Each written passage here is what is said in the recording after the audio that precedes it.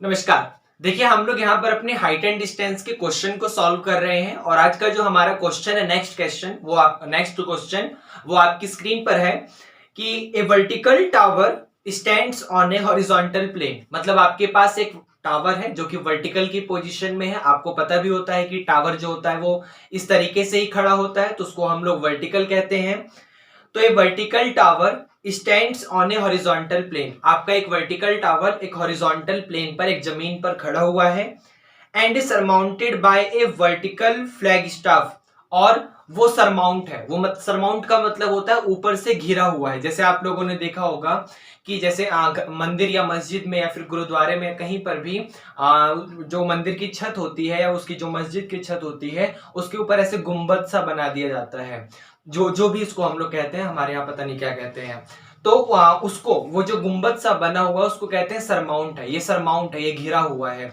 जैसे मान लीजिए मैंने अपने हाथ के ऊपर ये ऐसे चौक रख दिया, तो इसका मतलब है मेरा जो ये हाथ है वो इस चौक से सरमाउंट है, कि मेरे हाथ के ऊपर चौक रखा हुआ है। वैसे ही उसने क्वेश्चन में कहा है कि आपके पास एक हॉरिजॉन्टल प्लेन पे जो भी वर्टिकल टावर है वो वर्टिकल टावर एक फ्लैग स्टाफ झंडे के फ्लैग स्टाफ से सरमाउंट है, जहां पर उस फ्लैग स्टाफ की हाइट h, जिसकी हाइट h है, at a point on the plane, किसी एक प्लेन पर। The angle of elevation, elevation का मतलब आप ऊपर की तरफ देख रहे हैं। मैंने आपको बताया था थ्योरेटिकल पार्ट में कि एंगल ऑफ एलिवेशन का मतलब जो आपका एंगल बन रहा है वो ऊपर पॉजिटिव डायरेक्शन में बन रहा है, और अगर कहीं एंगल ऑफ डिप्रेशन आएगा तो नेगेटिव। लेकिन यहाँ पर एंगल ऑफ एलिवेशन की बात हुई है, इसलिए the angle of elevation of the bottom मतलब जमीन से and the top of the flag staff. मतलब अगर आप बिल्कुल जमीन से फ्लैग स्टाफ के बिल्कुल टॉप पे एंगल ऑफ एलिवेशन बनाते हैं तो रिजल्ट आपका अल्फा बनता है एंड बीटा, और बीटा बनता है रेस्पेक्टिवली। प्रूफ डेट, आपको ये prove angle of elevation of the bottom and the top of a flag staff, मतलब फ्लैग स्टाफ के बॉटम और टॉप पे एंगल ऑफ एलिवेशन आपका अल्फा और बीटा बन रहा है। तो prove that the height of the tower, जो टावर की हाइट है वो ये जो भी रिजल्ट उसने दिया हुआ है वो इसके इक्वल होगा। मतलब क्वेश्चन में डायग्राम आपको समझा देता हूं। डायग्राम समझाने के बाद तो करना उसे बहुत आसान होता है। जैसे यहां पर हमारे पास ये मान लिया मैंने एक हॉरिजॉन्टल प्लेन है, ये मेरे पास यहां पर एक हॉरिजॉन्टल प्लेन है कुछ इस तरीके से, और इस हॉरिजॉन्टल प्लेन पर यहां पर एक टावर खड़ा हुआ है, वर्टिकल टावर। ये मैंने मान लिया यहां पर ये टावर है। उस टावर के ऊपर यहां पर एक फ्लैग स्टाफ है, कुछ इस तरीके से एक फ्लैग स्टाफ है, जहां पर इस फ्लैग स्टाफ की जो हाइट है वो h है। ये आपको यहां पर h उसकी हाइट दे दिया फ्लैग स्टाफ की, मतलब सिर्फ यहां से यहां तक की हाइट h है, पूरी हाइट h नहीं है। अब क्वेश्चन वाले ने कहा है कि जमीन के किसी एक पॉइंट से आपका जो एंगल ऑफ एलिवेशन है फ्लैग स्टाफ के बॉटम और टॉप पे वो अल्फा और बीटा है। मतलब सबसे पहले अपने फ्लैग स्टाफ की बॉटम को पकड़ो और बॉटम पे जो भी आपका एंगल ऑफ एलिवेशन बनेगा वो अल्फा बनेगा, और उसके बाद अपने फ्लैग स्टाफ के टॉप को पकड़ो। टॉप को पकड़ने के बाद आपका जो भी एंगल ऑफ एलिवेशन बनेगा वो यहाँ पर पूरा का पूरा बीटा बनेगा। इतना आपको समझ आया? अब क्वेश्चन में उसने आपसे पूछा है कि बताइए इस टावर की ये वाली हाइट क्या होगी। मतलब आपके पास ये टावर है, ये आपके पास टावर है, ये आपके पास यहाँ पर फ्लैग स्टाफ है, ये आपके पास यहाँ पर हॉरिजॉन्टल प्लेन है। तो आपको बताना है कि इस टावर की यहां से लेकर यहां तक की हाइट क्या होगी, ये हमें बताना है। अब ध्यान से देखिए क्वेश्चन में, सबसे पहले यहां पर क्वेश्चन में मुझे नहीं पता कि इस टावर की हाइट कितनी है, तो मैंने लेट कर लिया कि इस टावर की हाइट यहां पर h है, कैपिटल H, क्योंकि फ्लैग स्टाफ की हाइट को मैंने स्मॉल h लेट करा है और टावर की हाइट को मैंने यहां पर कैपिटल H लेट कर लिया। अब यहां पर इसका ये बेस है, आप देख सकते हैं ये इसका यहां पर बेस है। मुझे बेस के बारे में भी नहीं नॉलेज है कि बेस की लेंथ वगैरह कितनी है, ये भी नहीं पता। तो मैंने काम करे इसको x लेट कर लिया। इसको क्या लेट कर लिया? इसको x लेट कर लिया, क्योंकि ये भी मुझे नहीं पता। एक काम करते हैं, इस शेप का पहले नाम देते हैं। जैसे यहां पर a, यहां पर b, यहां पर c, यहां पर d, और तो कुछ बचा नहीं। हाँ ठीक है। अब हमें इस h को निकालना है, तो सबसे पहले ध्यान से देखिएगा, अगर मैं अपने इस छोटे वाले एंगल अल्फा के लिए काम करूंगा तो अल्फा के लिए काम करते वक्त ये मेरा यहां पर परपेंडिकुलर हो जाएगा और ये मेरा यहां पर आपके सामने बेस हो जाएगा। तो परपेंडिकुलर और बेस वाले रिलेशन में कौन सा ट्रिग्नोमेट्रिक फंक्शन होता है? tan वाला फंक्शन होता है। तो यहां पर लगाऊंगा इन ट्रायंगल बी डी और सी, इन ट्रायंगल बी डी और सी में जो ये tan अल्फा है वो परपेंडिकुलर अपॉन बेस के इक्वल होता है। लेकिन यहाँ पे परपेंडिकुलर का मतलब BC और बेस का मतलब ये DC, तो आ जाएगा BC और अपॉन में DC। अब BC की वैल्यू हमने यहाँ पर H लेट करी है और DC की वैल्यू हमने यहाँ पर X लेट करी है, तो ये आपका आ गया यहाँ पर H अपॉन में X। यहां तक आपको समझ आया? सेम यही काम मैं अपने इस पूरे के पूरे एंगल बीटा के लिए करूंगा। तो बीटा के लिए ध्यान से देखिएगा, ये पूरा का पूरा आपका हाइट हो जाएगा, सिर्फ ये वाला हाइट नहीं होगा, क्योंकि जो आपका ये एंगल बन रहा है वो जमीन से बन रहा है, यहाँ पे इस हॉरिजॉन्टल प्लेन से बन रहा है। तो आप जब हाइट लेंगे तो आप अपने हाइट इसी हॉरिजॉन्टल प्लेन से लेंगे ऊपर की तरफ। इसका मतलब इन ट्रायंगल ए डी और सी, तो यहां पर लिखिए इन ट्रायंगल ए डी और सी में जो आपका tan बीटा है होगा तो वो भी परपेंडिकुलर अपॉन में बेस, बस चेंज इतना होगा कि वहां पे परपेंडिकुलर का मतलब ये पूरा का पूरा AC और बेस का मतलब यही वाला DC जो पहले भी था। अब अगर आप AC लेंथ को निकालेंगे, मतलब यहां से यहां तक की लेंथ को निकालेंगे, तो क्या मैं इस पूरी की पूरी लेंथ को ये प्लस ये लिख सकता हूं? मतलब मैं पूरे के पूरे AC को AB और प्लस BC लिख सकता हूं। मैंने पूरी की पूरी लेंथ को दो डिफरेंट पार्ट में डिवाइड कर दिया, तो AC को लिखूंगा मैं यहां पर AB और प्लस का BC और डिवाइडेड बाय ये वाला DC। अब AB की लेंथ ध्यान से देखिए, यहां से लेकर यहां तक की लेंथ आपके पास ये स्मॉल h है, तो ये आ जाएगा स्मॉल h प्लस BC आपके पास ये कैपिटल H है डिवाइडेड बाय DC आपके पास ये वाला x है।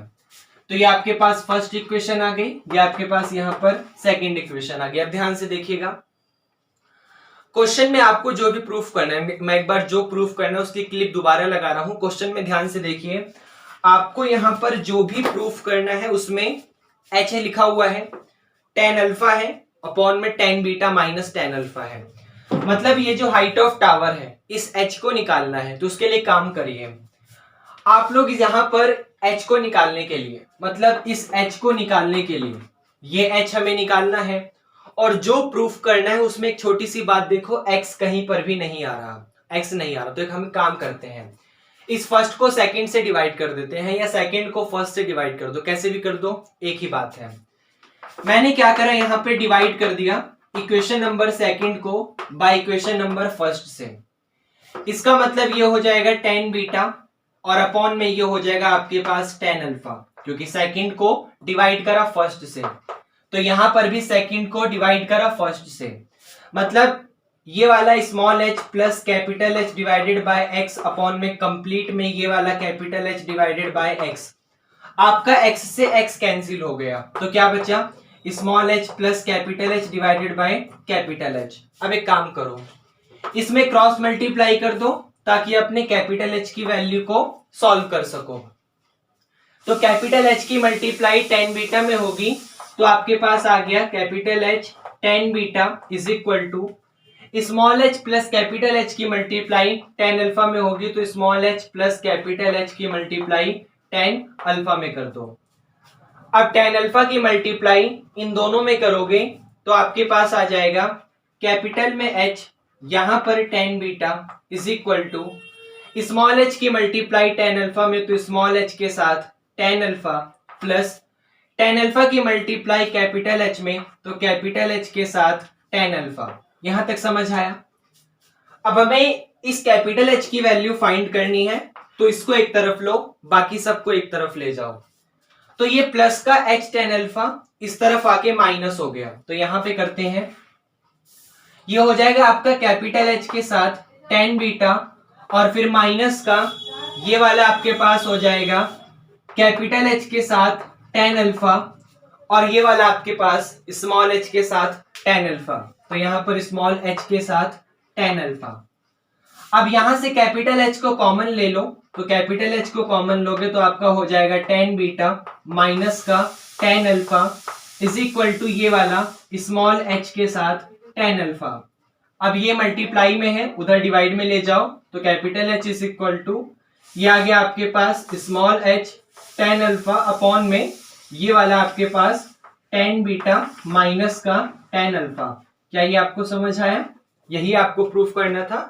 ओके उसके बाद देखिए नेक्स्ट क्वेश्चन आपके सामने यहां पर है कि a person walking 45 meter towards a tower. आपके पास एक आदमी है और वो आदमी क्या करता है, 45 मीटर वॉक करता है, चलता है एक टावर की तरफ इन हॉरिजॉन्टल लाइन, किसी एक हॉरिजॉन्टल लाइन पे, थ्रो इट्स बेस, अपने बेस के उसमें, ऑब्जर्व डेट, और वो ऑब्जर्व करता है कि जो एंगल ऑफ एलिवेशन है ऑफ द टॉप, मतलब जो टॉप का, जो टावर के टॉप का एंगल ऑफ एलिवेशन है वो आपके सामने वो चेंज हो जाता है 45 डिग्री से 60 डिग्री पर।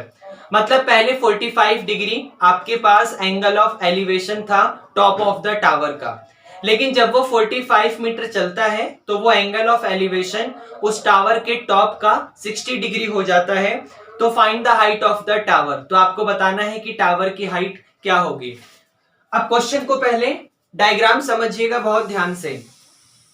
यहां पर आपके पास ये एक हॉरिजॉन्टल प्लेन है, मैंने यहां पर लाइट करा, ये हॉरिजॉन्टल प्लेन है, और यहां पर आपके पास एक टावर खड़ा हुआ है, कुछ इस तरीके से यहां पर टावर खड़ा हुआ है। अब आदमी की स्टार्टिंग पोजीशन यहां पर है, और वो क्या करता है, जब अपनी स्टार्टिंग पोजीशन से अपने टावर का एंगल ऑफ एलिवेशन चेक करता है तो उसको ये पता चलता है कि अभी उसका एंगल ऑफ एलिवेशन 45 डिग्री है। ये आपको समझ आया? लेकिन क्वेश्चन को समझ आया ना? हाँ। लेकिन जब वो 45 मीटर आगे चलता है, मान लो यहां से लेकर यहां तक की लेंथ 45 मीटर है, जब वो 45 मीटर आगे चलता है तो उसको ये पता चला कि उसका जो टावर के टॉप का angle of elevation, angle of elevation का मतलब समझ रहे हो ना, नीचे से ऊपर की तरफ देखना, और जो एंगल बनेगा उसी को एंगल ऑफ एलिवेशन कहते हैं, पॉजिटिव डायरेक्शन वाले एंगल को एंगल ऑफ एलिवेशन। ओके, तो यहां पर आपके पास जब वो 45 मीटर चला तो उसका एंगल ऑफ एलिवेशन यहां पर 60 डिग्री हो गया। क्वेश्चन में वही लिखा हुआ है कि after walking a 45 meter the angle of elevation change from 45 degree to 60 degree, then find the height of the tower. अभी काम करते हैं, इसका नाम देते हैं। सबसे पहले इसका नाम दिया ए, यहां पर नाम दिया बी, यहां पर दिया सी, यहां पर दिया डी, किसी का कुछ भी नाम दे दो कोई प्रॉब्लम नहीं है। अब हमें सबसे इंपॉर्टेंट चीज क्या समझना है, यहाँ पे आपको पता है टावर खड़ा होता है तो बिल्कुल सीधा खड़ा होगा 90 डिग्री पर। हमें टावर की हाइट निकालनी है, मान लिया ये वाला स्मॉल एच, ये निकालना है। लेकिन सबसे इंपॉर्टेंट चीज हमें ये एच निकालना है, हमने लाइट कर लिया, ये 45 दिया हुआ है, लेकिन इस बीसी के बारे में कोई नॉलेज नहीं है तो हमने इसको यहां पर स्मॉल एक्स लाइट कर लिया। अब सबसे पहले ध्यान से देखिएगा, मैं काम करूंगा इन ट्रायंगल एसीबी में, इन ट्रायंगल एसीबी बोलो या एबीसी बोल दो कोई प्रॉब्लम नहीं। तो मान लिया मैं एबीसी बोल रहा हूं, तो इन ट्रायंगल एबीसी में आपका ध्यान से देखिए, अगर मेरे पास ये वाला 60 डिग्री है तो जो tan 60 है वो क्या होगा, वो परपेंडिकुलर अपॉन बेस होगा, क्योंकि यहां पर मुझे पता भी परपेंडिकुलर और बेस है, क्योंकि 60 के सामने वाला परपेंडिकुलर, नीचे वाला बेस। तो tan 60 is equal to h upon में x। इसका मतलब ये जो tan 60 है वो आपके पास क्या होगा, परपेंडिकुलर अपॉन में बेस, और परपेंडिकुलर का मतलब ये वाला AB और बेस का मतलब ये वाला BC। तो यहां पर लिख दो AB अपॉन में BC। अब आपके पास AB की लेंथ कितनी है h और BC की लेंथ कितनी है x, तो यहां पर ये आ जाएगा h अपॉन में x। यहां तक आपको समझ आया? सेम वही काम आप लोग tan 45 के लिए करोगे, तो यहां पर इन ट्रायंगल अच्छा इसको भी लेकिन और सॉल्व कर सकते हैं, क्योंकि ध्यान से देखो आपको tan 60 की वैल्यू पता होती है, तो tan 60 की क्या वैल्यू होती है, √3। वैल्यू याद होनी चाहिए सारी, खासकर tan की, क्योंकि सबसे ज्यादा tan का ही यूज होता है। तो tan 60 is equal to √3 is equal to small h upon में स्मॉल ये वाला x। ये आपके पास यहाँ पर फर्स्ट इक्वेशन हमने लाइट कर लिया। अब हम काम करेंगे इन ट्रायंगल इस बड़े वाले में 45 डिग्री के लिए ए, डी और बी में। तो यहां पर लिख लेते हैं इन ट्रायंगल ए, डी और बी में। अब एडीबी के लिए अगर ये थीटा है तो ये परपेंडिकुलर और ये पूरा का पूरा बेस। तो tan 45 degree is equal to आपका हो जाएगा, ये परपेंडिकुलर का मतलब ए बी और बेस का मतलब बी डी। तो आ जाएगा परपेंडिकुलर अपॉन बेस, जिसका मतलब ए बी और अपॉन में यहां पर बी डी। अब ध्यान से देखिएगा, ये पूरे के पूरे बी डी को आप BC और प्लस CD लिख सकते हो। पूरे की पूरी जो BD की लेंथ थी उसको आप दो पार्ट में डिवाइड कर सकते हो। तो BD is equal to BC और प्लस का CD। तो यहां पर AB अपॉन में ये हो जाएगा आपके पास BC और प्लस का यहां पर CD। तो tan 45 की वैल्यू 1, AB का मतलब H, तो यहां पर H अपॉन में BC का मतलब ये X और CD का मतलब 45, तो x प्लस 45 आ जाएगा। क्रॉस मल्टीप्लाई करोगे तो आपका ये, क्योंकि 1 की मल्टीप्लाई करो 1 ही आएगा, तो x plus 45 is equal to h आ गया। इसको हमने यहां पर अपनी क्वेश्चन नंबर 2 कंसीडर करा। अब हमें यहां पर अपने ये टावर की हाइट h निकालनी है, तो हम लोग क्या करेंगे, अब देखो यहां पर दो ऑप्शन है, या तो आप h को एलिमिनेट करो मतलब h को हटाओ, या तो x को हटाओ। तो अगर हमें हाइट निकालनी है तो उसके अपोजिट वाली चीज x को हटाओ। ये मैंने आपको ऑलरेडी बताया हुआ है कि अगर आपको दो चीजें पता है, फर्स्ट निकालना है तो सेकंड को हटा दो, सेकंड निकालना है तो फर्स्ट को हटा दो। हमें h को निकालना है तो हम लोग x को एलिमिनेट करेंगे। इसका मतलब यहां से x की वैल्यू निकालो। अगर आप यहां से x की वैल्यू निकालोगे तो ये √3 आपका मल्टीप्लाई से इधर आके डिवाइड में आ जाएगा। तो x is equal to h upon में आपका √3 आ गया, और यही वाली वैल्यू उठा के यहां पर पुट कर दो तो ये आपका आ जाएगा। अच्छा एक सेकेंड, हाँ ठीक है, तो ये आपका आ जाएगा यहां पे h अपॉन में √3, मतलब लिख देना कि पुट इक्वेशन नंबर 3 इन इक्वेशन नंबर 2, इस तरीके से लिख देना, यहाँ जगह नहीं है फिर पूरा भर जाएगा, कुछ समझ नहीं आएगा। तो x की वैल्यू उठा के यहां पुट करो तो h अपॉन, ये हो जाएगा h अपॉन √3, ये प्लस का 45 और इज इक्वल टू h, ये प्लस h अपॉन √3 उस तरफ जाके माइनस हो गया, तो 45 तो as it is same to same, plus का h भी सेम, ये प्लस का h अपॉन √3 इस तरफ आके माइनस, 1 मान के एलसीएम लिया, आपके पास हो जाएगा 45। अच्छा यहाँ पे वैल्यू लेनी है कि हमें लिखा हुआ है, क्वेश्चन वाले ने नहीं लिखा, तो हम लोग √3 के ऊपर ही काम करेंगे। मतलब √3 की जो अप्रोक्सीमेट वैल्यू होती है 1.732 उसे नहीं पुट करेंगे क्योंकि क्वेश्चन वाले ने नहीं लिखा। अगर वो लिखता यूज √3 इज इक्वल टू 1.732 तो मैं पुट करता, उसने नहीं लिखा, मैं पुट नहीं करूंगा। ये आपको पेपर में भी करना है। तो आपका 45 इज इक्वल टू 1 और √3 का एलसीएम √3 आएगा, √3 की मल्टीप्लाई h में √3h और माइनस का ये वाला h, ये आपको समझ आया, √3 की मल्टीप्लाई करो तो 45 √3 is equal to h common ले लो, √3 माइनस का 1, √3 माइनस 1 मल्टीप्लाई से डिवाइड में ले आओ, तो 45 √3 divided by √3 minus 1 is equal to h। ये आपके पास आंसर आ गया। चाहो तो रेशनलाइज करो वरना यहीं पर छोड़ दो, कोई प्रॉब्लम नहीं है। क्या ये आपको समझ आया? उसके बाद देखिए नेक्स्ट क्वेश्चन आपके सामने है कि from A point on A cricket ground, आपके पास किसी एक क्रिकेट ग्राउंड के किसी एक पॉइंट पर the angle of elevation of the top of the tower to be 30 degree. जो एंगल ऑफ एलिवेशन है टावर के टॉप का वो 30 डिग्री है at a distance of 225 meter from the tower. मतलब टावर से 225 मीटर अगर आप दूर खड़े हो तो वहां पर टावर के टॉप का एंगल ऑफ एलिवेशन 30 डिग्री है। On walking 150 meter towards the tower, अगर आप टावर की तरफ 150 मीटर जाते हो, again the angle of elevation is found, तो आपको एक दोबारा से एंगल ऑफ एलिवेशन मिलता है। फाइंड द न्यू एंगल, लेकिन वो एंगल ऑफ एलिवेशन क्या मिलेगा, मतलब वो कितने डिग्री का है वो हमें नहीं पता, वही हमें निकालना है। Find the new angle and height of the tower, और टावर की हाइट भी बतानी है क्या होगी। मतलब क्वेश्चन आपके सामने ऐसे है कि भाई यहां पर आपके पास ये मान लिया मैंने एक हॉरिजॉन्टल प्लेन है, और यहां पर आपके पास ये एक टावर खड़ा हुआ है। अब ध्यान से समझिएगा, ये हॉरिजॉन्टल प्लेन की जो लेंथ है वो आपको पता है यहां से लेकर यहां तक पूरा 225 मीटर, 225 मीटर की आपकी पूरी की पूरी लेंथ है।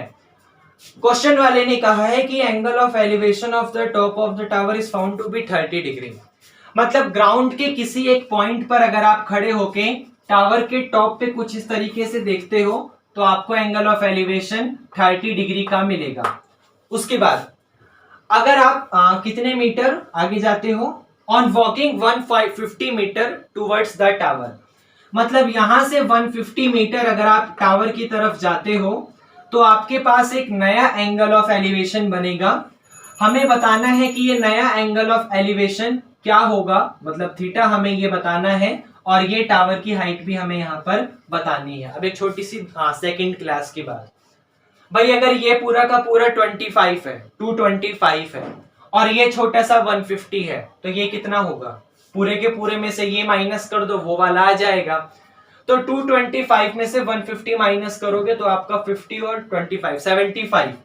तो ये आपका यहाँ पर 75 मीटर यहां से लेकर यहां तक की लेंथ आ गई। इसका नाम दे दो कुछ भी अपने मन से, ए, यहां पर बी, यहां पर सी, यहां पर डी। अब हमें ये टावर की हाइट निकालनी है और ये वाला अपना थीटा एंगल निकालना है। तो ध्यान से देखिएगा, सबसे पहले मैं काम करूंगा इस थीटा के लिए। तो इन ट्रायंगल ए, सी और डी में, तो इन ट्रायंगल अगर आप एसीडी में काम करोगे तो ये जो आपका थीटा है tan theta is equal to वो आपका हो जाएगा परपेंडिकुलर अपॉन में बेस। परपेंडिकुलर का मतलब आपके पास ये वाला h और बेस का मतलब ये 75। तो इसका मतलब एडी अपॉन में डीसी, एडी और अपॉन में डीसी।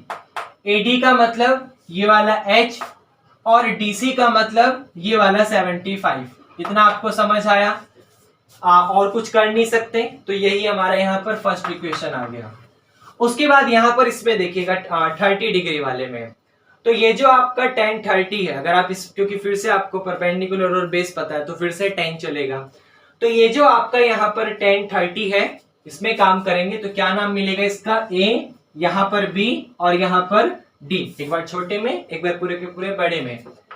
तो इन ट्रायंगल ये हो जाएगा a, b और d में, तो जो ये आपका tan 30 है वो होगा तो परपेंडिकुलर अपॉन में बेस ही, लेकिन परपेंडिकुलर का मतलब ये वाला AD और बेस का मतलब ये वाला BD। तो ये आपके पास हो जाएगा AD और अपॉन में ये आपके पास हो जाएगा BD। इतना आपको समझ आया? अब AD का मतलब तो ये पूरा का पूरा H है, तो यहां पर H लिख दिया, लेकिन BD को आप पूरे के पूरे BD को दो डिफरेंट, देखो या तो 150 प्लस 75 लिख दो, या फिर डायरेक्ट आपको पता है ना क्वेश्चन वाले ने तो पूरा का पूरा BD दिया हुआ है ना 225, तो यहाँ पे लिख दो 225। इतना आपको समझ आया? अब tan 30 की वैल्यू क्या होती है? 1 अपॉन √3 इज इक्वल टू ये वाला as it is h upon में 225, क्रॉस मल्टीप्लाई करोगे h की मल्टीप्लाइज में 225 इधर, तो ये हो गया √3h is equal to 225 multiply से डिवाइड में, तो h is equal to 225 divided by √3। नीचे √3 नहीं आता तो एनालाइज कर दो, तो यहाँ भी √3, यहाँ भी √3, ये हो गया 225 √3, √3 के √3 में 3, 75 3 जा 225, तो h आपके पास आ गया 75 √3। तो यहाँ पर हम लोग h की वैल्यू लिख देंगे 75 √3। ये आपको समझ आया? उसके बाद ध्यान से समझिएगा, h हमारे पास आ चुका, ये थीटा किसी तरीके से और निकालना है। तो थीटा के लिए क्या काम करो? परपेंडिकुलर पता है, बेस पता है, तो लगा दो यहीं पर। देखो ना, इक्वेशन नंबर फर्स्ट को ध्यान से देखो, tan थीटा निकालना है, तो इन इक्वेशन नंबर फर्स्ट आपको ये थीटा नहीं पता तो tan थीटा को एज इट इज रखो, लेकिन h आपको पता चल गया। h कितना है? 75 √3, तो h की जगह पुट कर दो 75 √3, अपॉन में बेस तो 75 ही है, इससे ये कैंसिल, तो आपके पास tan theta is equal to √3 आ गया।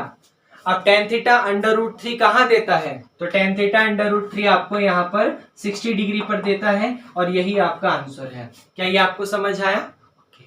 उसके बाद देखिए नेक्स्ट क्वेश्चन है यहाँ पे आपके पास कि ए बॉय 1.5 मीटर टेल, एक आपके सामने एक लड़का है जो कि 1.5 मीटर लंबा है, मतलब उसकी हाइट 1.5 मीटर है, is standing at some distance, वो कुछ डिस्टेंस पर खड़ा हुआ है, from a 30 meter tall building, एक बिल्डिंग के 30 मीटर दूरी पर कुछ डिस्टेंस पर खड़ा हुआ है।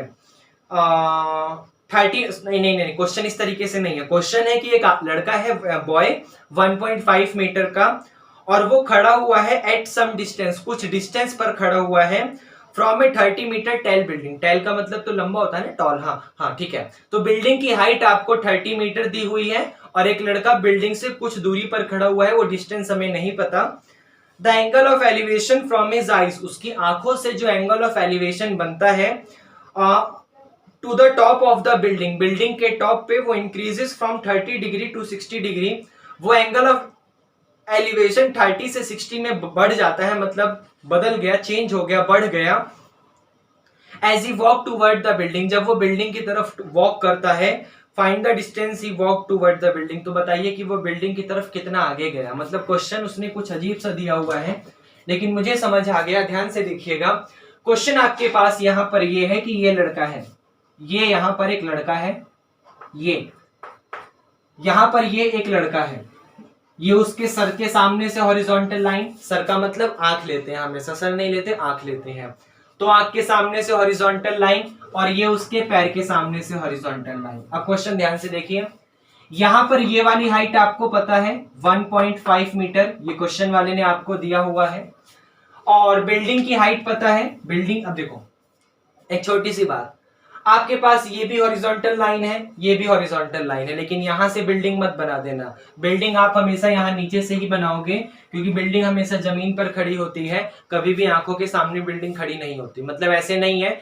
कि मैं यहां सामने, मेरी आंखों के सामने, जैसे देखो मैं आपकी तरफ ऐसे देख रहा हूं, बिल्कुल कैमरे में देख रहा हूं, तो कैमरे में देखने का मतलब मेरे यहाँ के सामने से एक रे जा रही होगी, तो इसका मतलब ये थोड़ी ना है कि बिल्डिंग इस रे के ऊपर खड़ी होगी, मेरा जो घर है वो तो इस जमीन के ऊपर खड़ा हुआ है ना, तो इसलिए टावर भी हमेशा यहाँ जमीन से लेना है, इस हॉरिजॉन्टल वाली जगह से मत ले लेना। ओके, क्वेश्चन वाले ने कहा है कि ये बिल्डिंग है आपके सामने 30 मीटर टॉल, यहाँ पर लिख देता हूं मैं, 30 मीटर लंबी आपके पास यहाँ पर ये बिल्डिंग है। पहले जब वो लड़का अपनी आंखों से देख रहा था तो एंगल ऑफ एलिवेशन आपके पास बिल्डिंग के टॉप पे 30 डिग्री का था, मतलब यहाँ पे आपके पास एंगल ऑफ एलिवेशन 30 है। फिर से गलती मत कर देना, उसके पैरों से एंगल ऑफ एलिवेशन मत ले लेना। क्वेश्चन वाले ने कहा है कि फ्रॉम हिज आई, मैं क्वेश्चन को एक बार दोबारा आपकी स्क्रीन पे लगाता हूं। क्वेश्चन में लिखा हुआ है लास्ट लाइन में, the angle of elevation from his eyes to the top of the building, उसकी आंखों से लेकर उसकी बिल्डिंग के टॉप पे, इसका मतलब आप यहां से एंगल ऑफ एलिवेशन मत बना देना, उसने आई से बोला है तो आई से ही बनाना। ओके, तो ये 30 डिग्री से 60 डिग्री में चेंज हो जाता है जब वो लड़का थोड़ा सा बिल्डिंग की तरफ जाता है, मतलब अभी वो यहाँ पर उस एंगल ऑफ एलिवेशन बन रहा है, जब वो मूव करते करते यहाँ पर आ जाएगा मान लो, तो आपके सामने जो एंगल ऑफ एलिवेशन है वो यहाँ पर 60 डिग्री का हो जाएगा। तो क्वेश्चन वाले ने कहा है angle of elevation increases from 30 degree to 60 degree, आपका एंगल ऑफ एलिवेशन 30 डिग्री से 60 डिग्री की तरफ इंक्रीज हो जाता है। तो बताना है कि वो कितनी वॉक चला, कितना चला, मतलब अब जैसे ध्यान से देखो, मुझे तो यही नहीं पता कि पूरी की पूरी डिस्टेंस क्या है, तो मैं लेट करूंगा कि ये पूरी की पूरी डिस्टेंस यहाँ पर x है, क्योंकि नहीं पता था, ये वाली डिस्टेंस भी नहीं पता, जितनी उसने चली है मैंने y लेट करा कि जो उसने यहाँ पर डिस्टेंस चली है वो y है। अच्छा, ये कितनी बचेगी अब, तो ये आपके पास x माइनस वाई बचेगी, पूरे के पूरे x में से ये छोटा वाला y हटा दो, ये वाली डिस्टेंस आपके पास आ जाएगी। तो मुझे ये y निकालना है कि y की वैल्यू क्या होगी। अच्छा, यहाँ पर क्वेश्चन में बिल्डिंग की हाइट आपको 30 मीटर दी हुई है, तो यहाँ पर बच्चा गलती क्या करता है उसको ध्यान से समझिएगा, वो पूरी की पूरी हाइट आपके सामने 30 मीटर लेकर ही क्वेश्चन को सॉल्व करना स्टार्ट करता है, लेकिन ये उसकी गलती है, क्योंकि आपका जो एंगल ऑफ एलिवेशन बन रहा है वो उसकी आंखों के सामने वाली बेस लाइन से बन रहा है। इसका मतलब उसकी आंखों से लेकर उसकी पैरों तक जो भी उसकी हाइट है 1.5 मीटर, उसको हमें इग्नोर करना है, वो तो लेना ही नहीं है, क्योंकि हमेशा जो एंगल ऑफ एलिवेशन के सामने लाइन जाती है वहीं से हाइट को कंसीडर करा जाता है, वही तो आपके सामने परपेंडिकुलर है। यहाँ पर 90 बनेगा, ये बेस का काम करेगा, ये परपेंडिकुलर का काम करेगा। इसका मतलब ये 1.5 मीटर हमें नहीं लेना। तो एक काम करो, पूरी की पूरी 30 में से ये छोटा सा 1.5 हटा दो, पूरी की पूरी 30 में से ये छोटा सा 1.5 हटा दो, तो ये वाली लेंथ आपके सामने यहाँ पर 28.5 मीटर आ जाएगी। आई थिंक आपको यहाँ पर कोई भी डाउट नहीं हुआ होगा, इतना आपको समझ आया। अब क्वेश्चन को करने स्टार्ट करते हैं। सबसे पहले इसका नामकरण कर दो, A B C D E और यहाँ पर एफ, ये हमने इसका नाम दे दिया। तो सबसे पहले इन ट्रायंगल ए सी और, देखो डायग्राम ही इंपॉर्टेंट होता है, क्योंकि अगर डायग्राम ही नहीं बन पाए तो क्वेश्चन फिर सॉल्व नहीं हो पाएगा। तो इन ट्रायंगल ए सी और डी में, इन ट्रायंगल ए सी और डी में सबसे पहले हम लोग काम करेंगे, क्योंकि हमें यहाँ पर परपेंडिकुलर पता है, ये वाला बेस पता है। तो tan 60 डिग्री, क्योंकि परपेंडिकुलर और बेस का रिलेशन कौन देता है, वो tan देता है। तो tan 60 degree is equal to perpendicular upon base. Perpendicular का मतलब है ये वाला AD और बेस का मतलब है ये वाला CD। तो AD अपॉन में CD, AD का मतलब है ये वाला 28.5, क्योंकि हाइट तो हमें आंखों के सामने के ऊपर से जो टावर है उतनी ही लेनी है। CD का मतलब ये वाला x माइनस वाई। tan 60 की वैल्यू √3 होती है, तो √3 इज इक्वल टू 28.5 और divided by x minus y. ये हमारे सामने इक्वेशन नंबर फर्स्ट आ गई। अब हम लोग काम करेंगे यहाँ पर इस 30 डिग्री के लिए, तो ध्यान से देखिएगा। इस बार ट्रायंगल है ए बी और डी। तो in triangle A B D, in triangle आपके पास ए बी और डी में यहाँ पर ये वाला फंक्शन हो जाएगा tan 30 degree is equal to perpendicular upon में बेस।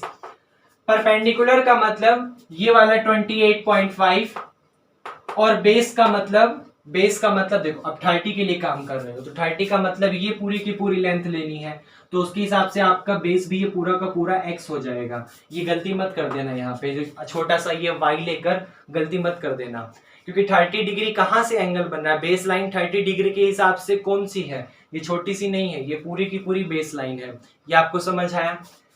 तो tan 30 की वैल्यू 1 अपॉन में √3 इज इक्वल टू 28.5 और divided by x, cross multiply कर दो, ये आपके पास हो जाएगा x बन जा x is equal to 28.5 multiply में √3। एक छोटा सा काम करो, क्या काम करोगे, हमें y को निकालना है, तो y के अपोजिट में क्या है, y के अपोजिट में x है, तो इस x की वैल्यू को उठाकर यहाँ पुट कर दो, आपका y आ जाएगा। जैसे ध्यान से देखिएगा, ये आपके पास हो गया अंडर, लिख देना put equation number third in equation number second या second in equation number first, इस तरीके से। तो ये आपका हो जाएगा √3 इज इक्वल टू ये वाला 28.5 और डिवाइडेड बाय x, x का मतलब ये 28.5 √3 और यहाँ पर माइनस का y, और बस क्रॉस मल्टीप्लाई करके सॉल्व करो, वैल्यू निकालनी है। तो एक काम करो, 1 की मल्टीप्लाई इसमें करो तो 28.5 ही आएगा। तो ये हो गया आपके पास 28.5 इज इक्वल टू √3 की मल्टीप्लाई इसमें भी और इसमें भी, तो 28.5 √3 के √3 में होगी 3 आएगा। तो ये हो गया 28.5 इंटू में 3 और माइनस का √3 की y में करोगे √3y आएगा। ये माइनस इस तरफ जाके प्लस, ये प्लस उस तरफ जाके माइनस, तो ये माइनस को उठाकर इधर लाओ √3y और ये प्लस को उठाकर उधर ले जाओ। तो इसको तो एज इट इज रखो, ये वाला जो 28.5 इंटू में 3 है उसको एज इट इज रखो, और ये प्लस का 28.5 इस तरफ आके माइनस का हो गया। जगह यहाँ पर नहीं है तो थोड़ा यहाँ करते हैं। तो ये √3y आपका एज इट इज है। यहाँ पर इस 28.5 इंटू 3 है, यहाँ पर 28.5 है, तो 3 में से 1 गया तो 2 बचेगा, इसका मतलब 2 इंटू में 28.5। इसलिए मैंने यहाँ पर मल्टीप्लाई नहीं करी थी, क्योंकि मेरे को पता है यहाँ पर मेरे को दिख गया था 28.5 सेम टू सेम है, तो कुछ ना कुछ ऐसा होगा कि 28.5 इंटू 3 लिखा है, यहाँ पर सिर्फ 28.5 लिखा है, तो 3 में से कुछ भी घटाओगे, मतलब 3 में से 1 घटाओगे तो 2 ही बचेगा, तो वो मैंने यहाँ पर लिख दिया। अब 2 की मल्टीप्लाई 28.5 में करोगे तो आपका 2 5 जा 10, 28 2 जा कितना होता है, 28 2 जा 56, 56 में कर दोगे 57 आ जाएगा, या 56 ही तो आएगा, नहीं 7 आएगा, 6 आएगा, 7 आएगा, तो 57 हो गया। आई थिंक चेक कर लेते हैं, गलती नहीं होनी चाहिए। 2 5 जा 10, 2 8 जा 16 और एक 17, 2 2 जा 4 और एक 5, ठीक है।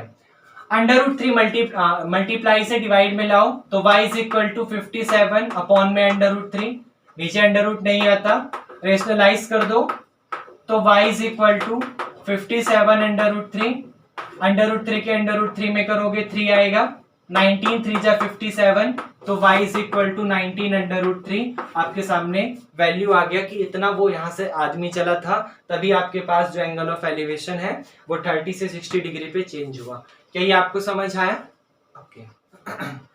उसके बाद देखिए नेक्स्ट क्वेश्चन यहाँ पे आपके पास कि एक straight highway leads to the foot of a tower, मतलब आपके पास एक स्ट्रेट हाईवे है, लेट्स का मतलब क्या होता है, खड़ा होगा, पता नहीं, देखते हैं आगे जो भी होगा। A straight highway leads to the foot of a type, अच्छा समझ गया। एक स्ट्रेट हाईवे जो है वो टावर के जमीन से टच होते हुए जा रहे हैं, इसका यही मतलब है कि थोड़ा सा सोचो ना, सेंटेंस का मतलब बनाने की कोशिश करो। A straight highway leads to the foot of the tower, foot of the tower से मुझे ये हिंट मिली है कि टावर के फुट पे हाईवे, हाईवे तो जमीन पर ही होता है, तो टावर के फुट से वो स्ट्रेट हाईवे जा रहा होगा, ऐसा कुछ मतलब है इसका। क्योंकि लेट्स का मतलब क्या होता है मुझे नहीं पता। A man standing at the top of the tower, एक आदमी है वो टावर के टॉप पर खड़ा हुआ है, ऑब्जर्व, और ये ऑब्जर्व करता है कि एक car eight an angle of depression of 30 degree, एक कार जो है वो angle of depression of 30 degree, याद करो एंगल ऑफ डिप्रेशन का मतलब है नीचे देखना। अब तक हम लोगों ने जितने भी क्वेश्चन करे हैं वो एंगल ऑफ एलिवेशन पे करे हैं, जहां पर हम लोग ऊपर देख रहे थे, लेकिन इस बार हम लोग एंगल ऑफ डिप्रेशन के ऊपर बात करेंगे, जहां पर हम लोग ऐसे नीचे की तरफ देखेंगे। तो इसको याद रखिएगा कि angle of depression of 30 degree which is approaching the foot of the tower with a uniform speed, जो कि टावर की फुट की तरफ किसी एक यूनिफॉर्म का मतलब होता है कांस्टेंट स्पीड से लगातार चलती चली जा रही है, उसकी स्पीड जो है वो चेंज नहीं हो रही है। 6 सेकंड लेटर, 6 सेकंड बाद, सेकंड की बात आ गई, 6 सेकंड, डिस्टेंस नहीं है, second, time. 6 second later, 6 second बाद the angle of depression of the car is found to be 60 degree, जो कार का एंगल ऑफ डिप्रेशन है वो आपके पास 60 डिग्री का हो जाता है। तो find the time taken by the car to reach the foot of the tower from this point, तो बताइए कि उस पॉइंट से कार अगर अपने टावर तक पहुंचेगी तो उसको कितना टाइम की बात हो रही है ना, कितना टाइम उसको लगेगा। क्वेश्चन आपके पास यहाँ पर कुछ इस तरीके से है कि मान लिया मैंने, ये मेरे पास एक हाईवे है और यहाँ पर इस हाईवे पर ये मेरे पास ऊपर की तरफ एक टावर यहाँ पर खड़ा हुआ है, और वो आदमी जो एंगल को मेजर कर रहा है, जो कार को देख रहा है, वो यहाँ पर इस तरीके से है, इस तरीके से यहाँ पर मेरा वो आदमी है। तो एंगल ऑफ डिप्रेशन का मतलब होता है नीचे की तरफ देखना। नीचे की तरफ देखने का मतलब थोड़ा सा कंसेप्ट वाला रिजल्ट याद करिए। अगर मान लीजिए सबसे पहले उसने कार को यहाँ पर खड़े हुए देखा, कार मेरी सबसे पहले यहाँ पर है, तो अगर कार यहाँ पर होगी तो वो आदमी नीचे की तरफ कुछ इस तरीके से देख रहा है, तो इस तरीके से देखने का मतलब उसके आंखों के सामने से एक लाइन जाएगी, उसके आंखों के सामने से एक लाइन जाएगी, और वो जो नीचे की तरफ देख रहा है, तो एंगल ऑफ डिप्रेशन का मतलब नीचे वाला नेगेटिव वाला जो एंगल बन रहा है, मतलब ये वाला जो एंगल बन रहा है वो आपको पता चलता है कि वो 30 डिग्री का है। वो कितने डिग्री का है? वो 30 डिग्री का है। कार कुछ समय बाद, मतलब 6 सेकंड बाद, क्वेश्चन में लिखा हुआ है कार 6 सेकंड बाद यहां से चलकर यहां पर आती है।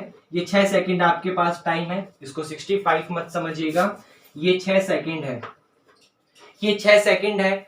6 सेकंड बाद वो इसी कार को दोबारा से ऑब्जर्व करता है, और आपको ये पता चलेगा कि angle of elevation angle of depression अब 30 से 60 डिग्री पे चेंज हो जाता है, मतलब आपका ये पूरा का पूरा एंगल जो है वो आपका 60 डिग्री हो गया। यही खास बात होती है डिप्रेशन में।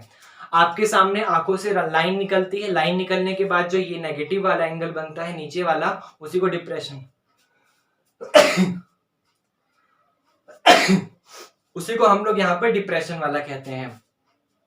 अब याद करिएगा 9th क्लास में हम लोगों ने एक रिजल्ट पढ़ा हुआ है, अल्टरनेट इंटीरियर एंगल। आप देख सकते हैं जेड टाइप का जो एंगल होता है, जेड टाइप का वो एंगल हमेशा आपस में सेम होता है। तो यहाँ पर भी हमारा वही रिजल्ट है। आप इस वाले रिजल्ट को देखिए, आप इस वाली लाइन को देखिए, इस वाली लाइन को, इस वाली लाइन को। अगर आपके पास ये छोटा वाला 30 है तो ये वाला भी आपके पास 30 होगा। अगर आपके पास ये पूरा का पूरा 60 है तो आपके पास जो ये वाला होगा अल्टरनेट इंटीरियर एंगल की वजह से वो भी 60 होगा। इतना आपको समझ आया। अब क्वेश्चन में टावर की हाइट क्या है ये भी हमें नहीं पता, उसकी जो ये हाईवे है, हाईवे की डिस्टेंस क्या है ये भी हमें नहीं पता। तो हम एक काम लेट करते हैं, मैंने लेट करा कि यहां से यहां तक जाने में उसे जाने का टाइम तो 6 सेकंड दिया हुआ है, डिस्टेंस की बात करेंगे। तो मैंने लेट करा कि ये आपके पास x डिस्टेंस पर है और ये आपके पास यहां से यहां तक y डिस्टेंस का है। ये आपको समझ आया। इस छोटे वाले को x लेट कर लिया, उसको y लेट कर लिया, कुछ भी हो सकता है। टावर की हाइट यहाँ पर h हमने लेट कर लिया। अब क्वेश्चन को बहुत ध्यान से समझिएगा। यहाँ पर ना ही हमें इस टावर की हाइट पता, ना ही हमें बेस पता, ना ही हमें बेस पता, लेकिन बस इतना सा 6 सेकंड का टाइम पता है। तो चलिए करते हैं, आगे कुछ ना कुछ हिंट मिलेगा हमें। हम काम करते हैं, सबसे पहले इसका नाम देते हैं। यहाँ पर हमने नाम दिया ए, यहाँ पर बी, यहाँ पर सी, यहाँ पर डी, यहाँ पर ई। ये हमने नाम दिया और काम करेंगे इन ट्रायंगल ए, डी और सी में। तो इन ट्रायंगल ए, डी और सी में आपके पास यहाँ पे फिर से tan 60 जो होगा वो परपेंडिकुलर अपॉन में बेस। तो लिख देते हैं tan 60 degree is equal to आपका हो जाएगा परपेंडिकुलर अपॉन बेस। परपेंडिकुलर का मतलब AC और बेस का मतलब DC। तो यहाँ पर आ जाएगा AC अपॉन में DC। AC का मतलब है H, DC का मतलब है Y। तो ये आपके पास हो गया H अपॉन में Y। tan 60 की वैल्यू √3 होती है। तो √3 इज इक्वल टू आपके पास h अपॉन में y आ गया और इसको हमने as a question number first consider करा। उसके बाद हम लोग काम करेंगे इस 30 डिग्री वाले पे। तो इन ट्रायंगल ए, ई और सी, तो यहां पर आ जाएगा इन ट्रायंगल ए, ई और सी। तो AEC में 30 डिग्री वाले के लिए जो आपका tan 30 डिग्री होगा वो परपेंडिकुलर अपॉन में बेस होता है। परपेंडिकुलर का मतलब ये वाला AC, तो यहाँ पर AC। बेस का मतलब ये पूरा का पूरा EC, क्योंकि मैंने आपको कई बार बताया हुआ है कि बेस पूरा लिया जाता है, छोटा सा मत ले लेना ED। बेस 30 डिग्री के हिसाब से ये पूरा का पूरा होता है, क्योंकि परपेंडिकुलर लाइन यहाँ पर है। तो ये पूरा का पूरा EC आपके सामने बेस आ गया। AC का मतलब H, तो यहाँ पर H, लेकिन EC का मतलब आप इस देख सकते हैं कि इस EC को हम लोग यहाँ पर दो डिफरेंट पार्ट में लिख सकते हैं, एक x वाला और एक y वाला। तो EC को लिखा जा सकता है ये वाला x और ये वाला प्लस का y। तो यहाँ पर आ गया आपके पास x प्लस का y। अब tan 30 की वैल्यू होती है आपके पास 1 अपॉन √3 इज इक्वल टू ये वाला आपके पास h अपॉन में x plus y, cross multiply कर दो। x प्लस वाई की 1 में करोगे x प्लस वाई, h की √3 में करोगे तो यहाँ पर h √3 आ गया। अब उसके बाद ध्यान से देखिएगा हमें यहाँ पर क्या निकालना है। यहाँ पे ध्यान से देखिएगा, अगर इक्वेशन नंबर फर्स्ट को हम लोग ध्यान से देखें तो हमें मिलता है क्या, यहां से y की वैल्यू निकालो, यहां से y की वैल्यू निकाल लो, या एक y की वैल्यू ही निकाल लो, या एक काम करो h की वैल्यू निकाल लो, क्योंकि हमें यहाँ पे देखो ना हमें ये क्या निकालना है। क्वेश्चन को एक बार दोबारा रिपीट करवा रहा हूं। क्वेश्चन में निकालना है find the time taken by the car to reach the foot of the tower from this point. मतलब इस पॉइंट से 6 सेकंड बाद जब गाड़ी यहाँ पर आ चुकी थी तो यहां से यहां तक जाने में उसे कितना टाइम लगा वो हमें निकालना है। मतलब टावर की हाइट की कोई बात ही नहीं हो रही, तो टावर की हाइट को एलिमिनेट कर दो, भाई उसकी जरूरत ही नहीं है, एलिमिनेट कर दो। तो यहाँ पर जब आप h को हटाओगे तो यहाँ एक काम करो h की वैल्यू निकालो, उसके लिए y को डिवाइड से मल्टीप्लाई में भेज दो। तो ये y √3 हो गया, h is equal to y √3 हो गया। उसे उठाकर यहाँ पुट कर दो, तो लिख देना equation number third put in equation number second, इस तरीके से लिख देना। तो ये x प्लस का y आपका एज इट इज हो गया। ये h की जगह ये वाला y √3 पुट कर दो और ये पीछे से ये वाला √3 एज इट इज। √3 की √3 में करोगे तो आपका 3 आ जाएगा और ये प्लस का y इस तरफ आके माइनस हो गया। तो x इज इक्वल टू ये वाला 3y और ये प्लस का y इस तरफ आके माइनस। यहां पर आपके पास x is equal to 3y में से y गया 2y, 2 मल्टीप्लाई से डिवाइड में, तो y is equal to x/2। मतलब y को यहां तक पहुंचने में उतना समय लगेगा अगर आप x वाले को 2 से डिवाइड कर दो। तो x वाले का टाइम कितना है, x वाले का टाइम 6 सेकंड है। तो अगर आप इस 6 सेकंड को 2 से डिवाइड कर दोगे तो 3 सेकंड आ जाएगा। मतलब यहां से कार को यहां तक पहुंचने में सिर्फ 3 सेकंड का समय लगेगा। क्या ये आपको समझ आया? उसके बाद देखिए नेक्स्ट क्वेश्चन है यहाँ पे आपके सामने कि 2 men on either side of A Cliff, मतलब आपके पास एक क्लिफ है 75 मीटर हाई, मतलब आपके पास एक 75 मीटर हाई क्लिफ है और 2 आदमी उसके किसी भी तरफ खड़े हैं। हो सकता है दोनों एक ही तरफ खड़े हो सकता है दोनों क्लिफ के अपोजिट डायरेक्शन में खड़े हों। Observe the angle of elevation of the top of Cliff, और ये ऑब्जर्व करते हैं कि जो क्लिफ की टॉप है वहां का जो एंगल ऑफ एलिवेशन है वो आपका 30 डिग्री और 60 डिग्री है। तो find the distance between the 2 men। तो बताइए दोनों आदमी के बीच की डिस्टेंस क्या होगी। क्वेश्चन को ध्यान से समझिएगा। मान लीजिए आपके पास यहाँ पर एक क्लिफ है और आपको छोटी सी हिंट देता हूं, जब भी ऐसा क्वेश्चन आए कि 2 men either side of A Cliff, Cliff के किसी भी साइड खड़े हैं, वहां पर हमेशा क्वेश्चन बहुत इजी हो जाएगा। करने के लिए तो दूसरा मेथड भी है, लेकिन जो मैं बताने जा रहा हूं उससे क्वेश्चन बहुत इजी हो जाएगा। जब भी आपके सामने ऐसा रिजल्ट आए कि वो आदमी किसी भी तरफ खड़े हैं, तो आप लोग एक काम करो, उसको हमेशा अपोजिट डायरेक्शन में मानकर ही चलो। क्वेश्चन बहुत इजी हो जाएगा, इसलिए बताया। एक तरफ से भी हो जाता है, लेकिन अगर आप अपोजिट डायरेक्शन में मान के चलोगे बहुत ही ज्यादा इजी हो जाएगा। मैंने लेट करा, पहला आदमी यहाँ खड़ा होगा और दूसरा आदमी यहाँ पर खड़ा होगा। इस क्लिफ की जो हाइट है वो आपके सामने 75 मीटर है और आपका जो एंगल ऑफ एलिवेशन है वो 30 और 60 है। मतलब एक तरफ से एंगल ऑफ एलिवेशन 30 डिग्री और एक तरफ से एंगल ऑफ एलिवेशन 60 डिग्री। तो आपको बताना है दोनों आदमी के बीच की डिस्टेंस। मैंने लेट करा कि यहां से लेकर यहां तक की डिस्टेंस x है और यहां से लेकर यहां तक की डिस्टेंस आपके पास y है। इसका नाम दे दो, यहाँ पे नाम दिया a, यहाँ पर b, यहाँ पर c, यहाँ पर d, और सॉल्व कर लो। सॉल्व करना बहुत आसान है। अगर आप ट्रायंगल ADC में काम करोगे तो इन ट्रायंगल A, D और C, इन ट्रायंगल ADC में आपका यहाँ पर ये परपेंडिकुलर है और ये आपका बेस है। तो tan 60 degree is equal to perpendicular upon में बेस। परपेंडिकुलर का मतलब 75 और यहां पर बेस का मतलब ये वाला y। अब tan 60 की वैल्यू होती है √3 इज इक्वल टू ये वाला 75 अपॉन में y। 1 मान के क्रॉस मल्टीप्लाई कर दो, √3 की y में करोगे √3y आएगा, 75 की 1 में करोगे 75 आएगा। y यहाँ पर √3 मल्टीप्लाई से है, इधर आके डिवाइड में, तो y is equal to 75 upon में √3। ये आपके सामने रिजल्ट आ गया। चाहो तो रेशनलाइज कर लो, क्वेश्चन और इजी हो जाएगा। यहां भी √3 से मल्टीप्लाई, यहां भी √3 से मल्टीप्लाई। 75 के √3 में होगी 75 √3, √3 के √3 में होगी तो सिर्फ 3 मिलेगा, और 25 3 जा 75, तो y आपके पास 25 √3 आ गया। ये जस्ट एक कैलकुलेशन है। तो ये y आपके पास यहाँ पर 25 √3 आ गया। अब हम लोग काम करेंगे इसके लिए, x के लिए। तो फिर से यहां पर इन ट्रायंगल A, B और D में, तो इन ट्रायंगल A, B और D में आपके पास ये परपेंडिकुलर है और ये यहां पर बेस है। तो ये हो जाएगा tan 30 degree is equal to perpendicular upon में बेस। tan 30 का मतलब 1 upon √3 is equal to perpendicular का मतलब 75, बेस का मतलब x। तो 75 अपॉन x क्रॉस मल्टीप्लाई कर दो, x बन जाए x इज इक्वल टू 75 √3। दोनों आदमी के बीच की डिस्टेंस निकालनी है तो x और y को प्लस करना पड़ेगा। इसका मतलब 25 √3 में 75 अपॉन √3 को प्लस कर दो। एलसीएम लेके सॉल्व कर सकते हैं, तो √3 के √3 में होगी √3, √3 के √3 में 3 आएगा, 25 3 जा 75, ये वाला प्लस का 75, टोटल आपके सामने 75 75 150 अपॉन √3। रेशनलाइज करोगे तो फाइनली 50 √3 आपका आंसर आएगा।